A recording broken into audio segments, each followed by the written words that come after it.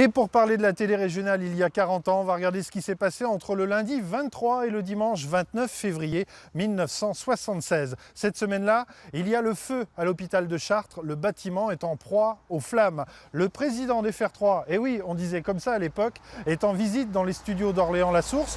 Enfin, à Jargeau, on prépare activement le carnaval. 40 ans après, il a été annulé. C'est notamment pour ça qu'on est là aujourd'hui, le journal de la semaine. Allez, ça commence maintenant.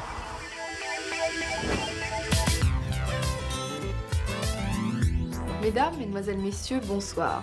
Voici le sommaire de notre journal.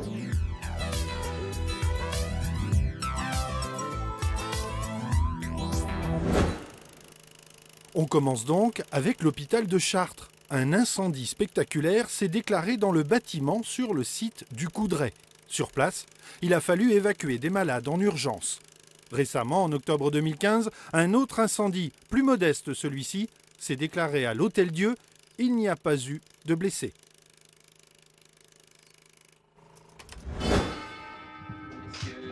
Accueilli dès 10h aux Aubrais par Bernard Nicot, chef des services, Claude Contamine, président de FR3, est arrivé peu après au centre des actualités télévisées à Orléans-la-Source.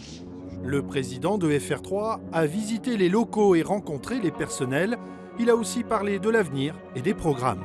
Président de la 3e chaîne de 1975 à 1981, Claude Contamine est considéré à l'époque comme un proche de la majorité giscardienne.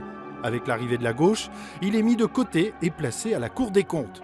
Après cette traversée du désert, il revient en grâce et devient notamment PDG d'Antenne 2 à la fin des années 80.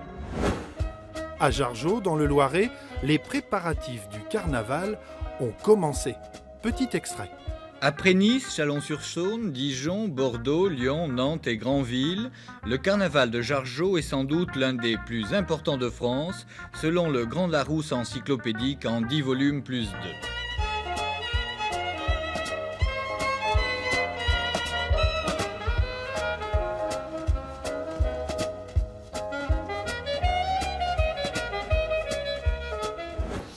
Bonjour Florence. Bonjour Flavien. Florence Lecomte, vous êtes la présidente du Carnaval de Jargeau depuis maintenant 4 ans. On va parler d'abord de l'actualité immédiate. Le Carnaval a été annulé cette année, la décision a été prise fin 2015. Pourquoi ? Suite aux attentats qui se sont passés à Paris, j'ai été contactée par monsieur le maire de Jargeau, donc qui m'a demandé savoir si on était apte à assurer la sécurité des spectateurs telle qu'elle nous était demandée. Et puis nous, il est clair que non, c'est une manifestation en plein air, donc on ne peut pas contrôler du tout le public qui vient voir notre carnaval. C'est une décision commune ? Oui, c'est quand même une décision commune puisqu'il m'a contactée. Et moi, à ce moment-là, je l'ai prié de me confirmer que s'il souhaitait vraiment annuler ce carnaval, il fallait le faire rapidement de façon à ce qu'il n'y ait pas de conséquences financières derrière. Il y a eu un précédent. Oui, en 1991, la guerre du Golfe, où là, justement, l'annulation avait été tardive, ça avait été fait vraiment au dernier moment. Et les conséquences avaient été catastrophiques pour l'association, puisque ça avait été un gouffre financier. Allez, on retourne aux images d'archives, l'histoire de Jargeau, avec ces images de préparatifs, tournées bien sûr en 1976. Qu'est-ce qui a changé en 40 ans ? Finalement, le carnaval en 40 ans n'a pas beaucoup changé, le principe reste le même. Il y a les réveils de carnaval quelques semaines avant, une semaine avant, qui annoncent l'arrivée de Sa Majesté Carnaval. Il y a les défilés avec 7 ou 8 chars suivant les années, les groupes de musique. Ça n'a pas tellement changé. La façon de fabriquer les chars non plus. Ça reste sensiblement la même s'il y a plus d'évolution quand même dans les mécanismes. Mais ce qui a changé surtout, c'est le public. C'est-à-dire, le public, il est différent, pourquoi ? Le public est différent, le public vient plus pour voir un spectacle en fait. Alors qu'il y a 40 ans, il venait s'amuser au carnaval, il participait davantage au défilé. C'est une tradition qui remonte à quand ? Nous, les connaissances qu'on en a, ça démarre à peu près en 1910-1912. Alors on sait que ça existait avant, mais on ne sait pas exactement à partir de quand ça a démarré.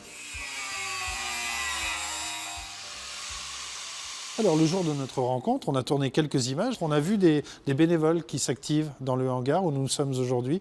Alors ils font quoi s'il n'y a pas de carnaval en 2016 ? Eh bien, on va dire que les chars qui étaient commencés sont donc conservés pour 2017. Et donc alors les carnavaliers s'appliquent à les modifier, à les perfectionner, on va dire, puisque là ils sont en train de mettre au point des mécanismes pour faire bouger les modules des chars. 2017 sera un grand carnaval selon vous ? On l'espère, oui. Merci beaucoup Florence. Bonsoir. On termine ce journal de la semaine avec une dernière image d'enfants qui font du patin à roulettes. Ça se passe dans une école du Loir-et-Cher à Courbouzon. Alors bien sûr, les moins de 20 ans ne peuvent pas comprendre puisque aujourd'hui ils font du roller. Sachez que les patins à roulettes ont été inventés par Jean-Joseph Merlin. C'est un Belge. À la semaine prochaine.